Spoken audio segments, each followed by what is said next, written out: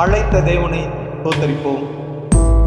1 தெசலோனிக்கேயர் 4ஆம் அதிகாரம் 9ஆம் வசனம் சொல்கிற, தேவன் நம்மை அசுத்தத்துக்கல்ல பரிசுத்தத்துக்கே அழைத்திருக்கிறார் என்று நான் நீங்களும் அறிந்து கொள்ள முடியும்.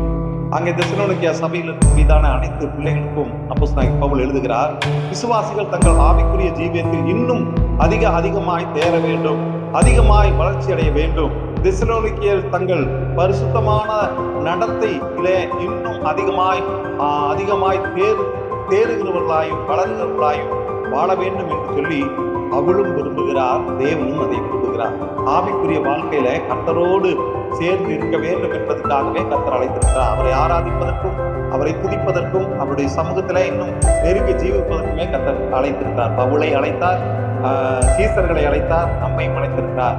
ஆகவே அந்த அழைப்பு கேட்ட பாத்திரங்களாய் அவரை ஆராதிப்போம். தேவன் நம்மை ஆசீர்வதிப்பாராக. ஆமென்.